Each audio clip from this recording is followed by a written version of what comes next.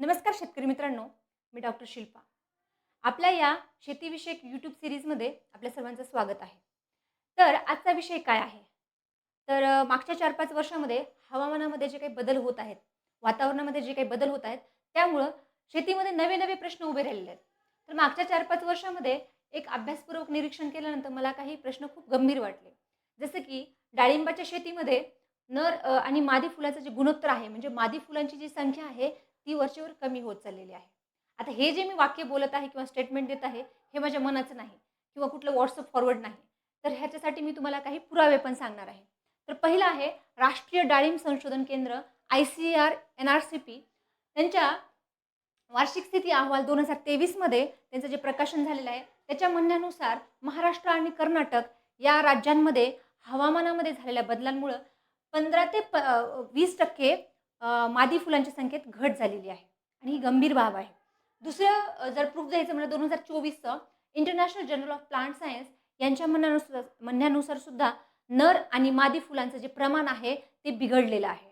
त्यानंतर 2025 मध्ये सुद्धा ॲग्रीकल्चर रिसर्च जर्नल हे एक संशोधन पत्रक आहे. त्याच्यामध्ये पण सांगितलेलं आहे, की ड्रॉट स्ट्रेसमुळं किंवा दुष्काळामुळं ABA जे संप्रेरक आहे, याचं काय आहे सिग्नलिंग वाढलेलं आहे. म्हणजेच काय आहे, की यामध्ये सुद्धा मादी फुलांची संख्या जी आहे, ती इनडायरेक्टली असं सांगितलेलं आहे, की कमी झालेली आहे.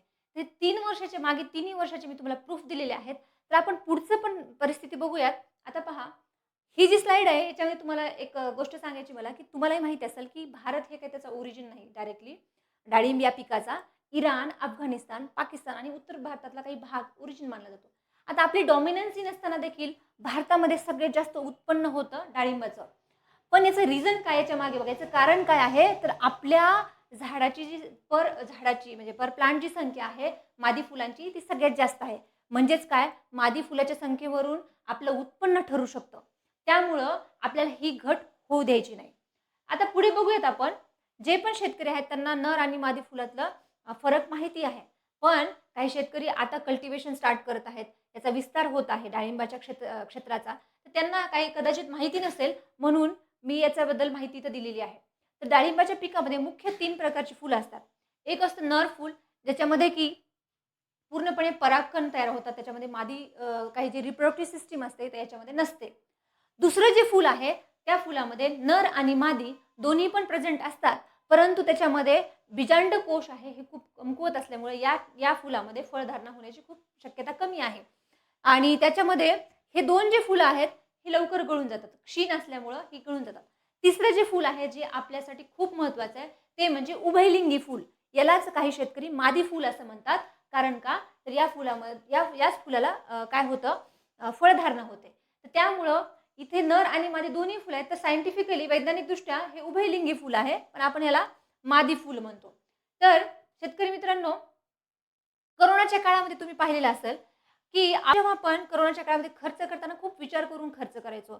म्हणजेच काय, की त्या ठिकाणी कसलाही अनावश्यक खर्च होणार नाही. फक्त महत्त्वाच्या गोष्टींवरती खर्च होईल याचा आपण विचार करायचो. झाड सुद्धा त्याच पद्धतीनं काम करतं. ज्यावेळेस पण झाडाला तणाव येतो, त्यावेळेस झाडाला अशा पद्धतीचे सिग्नल्स मिळतात अब्सिसिक ॲसिड ABA कडनं, की तुम्हाला आता इकॉनॉमिक्सचा विचार करणं आहे.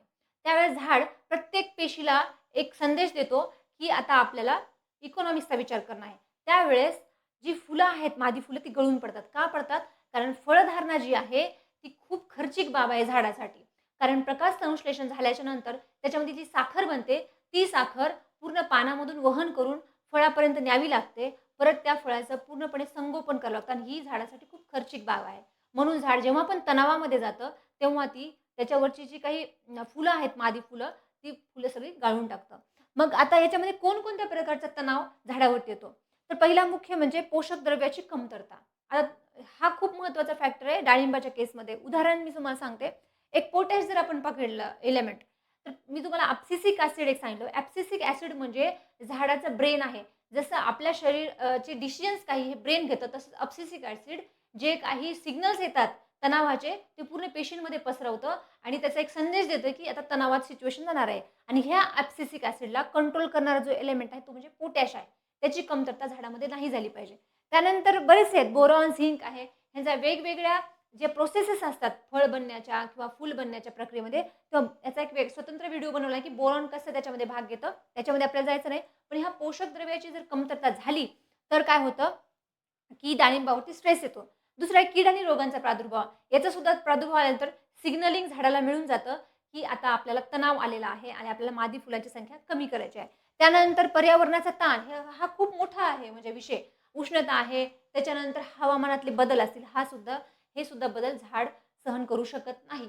त्यानंतर सूर्यप्रकाशाचा अभाव सुद्धा म्हणजे जास्त सूर्यप्रकाश सुद्धा तणावच कन्सिडर केला जातो आणि कमी सूर्यप्रकाश सुद्धा तणावातच मोडतो. त्यानंतर आहे बागेचे व्यवस्थापन. छाटणी जर झाडांची व्यवस्थित झाली नसेल आणि दुसरं एक महत्त्वाचं व्यवस्थापनामध्ये जर त्याच्यामध्ये मधमाशांची संख्या जर कमी झाली, तरी सुद्धा फ्रूट सेटिंग हे काही म्हणजे सांगण्याची गोष्ट नाही आहे. ह्या वर्षीचा सगळ्यात मोठा प्रॉब्लेम तो सुद्धा आहे. कांद्यामध्ये सुद्धा हा मोठा प्रश्न उभा राहिलेला आहे, की मधमाशांची संख्या कमी झालेली आहे. त्याच्यामध्ये मधमाशांची पेटी जरी त्याच्यामध्ये ठेवली, तरी सुद्धा मधमाशा त्याच्यावरती बसून त्या फुलावरती बसत नाहीयेत. त्यामुळं हा एक मुख्य प्रश्न याच्यामध्ये उभा राहिलेला आहे. आता वेगवेगळी जी माध्यमं आहेत, शासकीय असतील, खाजगी असतील, कंपन्या असतील, ह्यांच्या वेगवेगळ्या शिफारसीचा पूर्ण एक अभ्यास करून जसे की ICAR आहे, महात्मा फुले कृषी विद्यापीठ आहे, नॅशनल हॉर्टिकल्चर बोर्ड आहे. हे वेगवेगळे किंवा काही रिसर्च पेपर्स आहेत. ह्या वेगवेगळ्या सोर्सेसचा वापर करून मी एक तुम्हाला वरवरचा एक शेड्यूल दिलेला आहे, ज्याच्यामध्ये की पाणी दिल्याच्या नंतर 6व्या दिवशी आपण काय दिलं पाहिजे. तर त्या दिवशी ज्या कळ्यांचं जे आहे संगोपन आपण सुरू करायला पाहिजे. त्यावेळेस कळीच्या विकासासाठी फॉस्फरस हा एलिमेंट खूप महत्त्वाचा आहे. म्हणून त्यावेळेस 0,5234 आपण ड्रिप इरिगेशनमधून देऊ शकतो. त्यानंतर आहे दिवस 11वा. त्यामध्ये सुद्धा आपण ड्रिप इरिगेशनच्या माध्यमातून झिंक आणि मॅग्नेशियम आपण झाडाला देऊ शकतो. कारण ह्या दोघांचा पण खूप महत्त्वाचा रोल आहे फ्लोरा डेव्हलप होण्यामध्ये. त्याच्यानंतर आहे दिवस 17वा. त्यामध्ये सुद्धा आपण 12-61-0 वापरू शकतो. कारण त्यामध्ये आपल्याला जे फ्लोरा आहे तो निरोगी आणि एकसमान राहण्यासाठी हे मदत करतं. दिवस 23वा हे खूप महत्त्वाचं आहे. वेगवेगळ्या रिसर्च पेपरमध्ये मी पाहिलेलं आहे, की NE आणि इथ्रिल जे आहे, तर फुलांची जी संख्या आहे, ती आबाद ठेवणे, कॉन्स्टंट ठेवणे किंवा कमी न होऊ देण्यासाठी किंवा वाढण्यासाठी हे खूप मदत करतं कॉम्बिनेशन्स. त्याच्यानंतर आहे दिवस 30 ते 35 किंवा 35वा दिवस. इथे सुद्धा जी फुलाची जी गुणवत्ता आहे, ती गुणवत्ता टिकून ठेवण्यासाठी झिंक आणि बोरॉन खूप महत्त्वाचा रोल प्ले करतात.